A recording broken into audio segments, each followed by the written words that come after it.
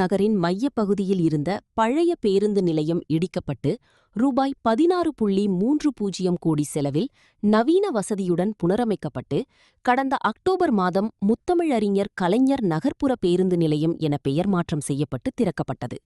இதில் 150க்கும் மேற்பட்ட கடைகள் கட்டப்பட்டுள்ளன. ஆனால் கடைகளின் நீள அகலங்கள் குறைக்கப்பட்டுள்ளதால் பெரும்பாலான வணிகர்கள் இங்கு கடைகளை ஏலம் எடுத்து நடத்துவதற்கு தயக்கம் காண்பிக்கின்றனர்.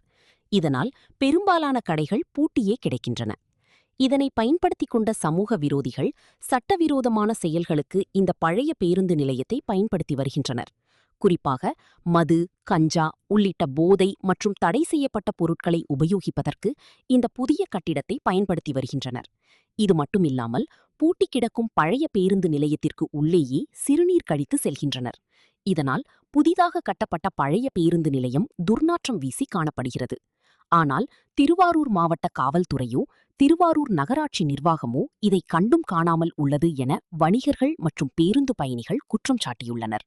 முதலமைச்சரின் பிறந்தூர் தொகுதின்னு சொல்ற நம்ம திருவாரூர்ல பழைய பேருந்து நிலையம் இப்போ புதுசா 16 கோடி ரூபாய்க்கு புறணமைச்சு புதுசா திறந்தாங்க.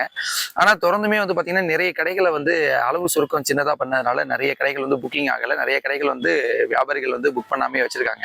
இதனால என்ன நடக்குதுன்னு பாத்தீங்கன்னா சமூக விரோதிகளின் கூடாரமா அந்த பகுதிகள் இருக்கு. நிறைய கடைகள் புக்கிங் பண்ணாதனால என்ன பண்றாங்கன்னா சமூக விரோதிகள் சிறுநீர் கழிக்கிறது மற்றும் குடி இதெல்லாம் அங்க பரவசமா நடக்குது. அந்த கடையில மற்ற கடையை புக் பண்ணிருக்கவங்களே பாத்தீங்கன்னா பாதுகாப்பு இல்லாத ஒரு தன்மை இருக்கு. நிறைய தடை செய்யப்பட்ட பொருட்கள்லாம் நிறைய பயன்படுத்துறதாகவும் நிறைய தகவல் வருது. இதை மாவட்ட காவல்துறை கண்காணிச்சு அதை எக்ஸ்கியூட் பண்ணணும் அப்படிங்கறத இந்த மக்கள் சார்பா கேட்டுக்கிறோம். இன்னொன்று கழிவறையை ப்ராப்பரா பயன்படுத்தாம பொது இடத்துல மக்கள் பயன்பாட்டுக்கு பயன்படுத்தக்கூடிய இடத்துல எல்லாம் கழிவுநீர் சிறுநீர் போய் வச்சிருக்காங்க. இது கொஞ்சம் முகம் சுளிக்கிற அளவுக்கு இந்த 16 கோடி ரூபாய்க்கு புறணமைச்சும் எந்த ஒரு பயனும் இல்லாத அளவுக்கு இப்போதைக்கு திருவாரூரோட பழைய பேருந்து நிலையம் இருக்கு அப்படிங்கிறது ரொம்ப மன வருத்தமா இருக்கு.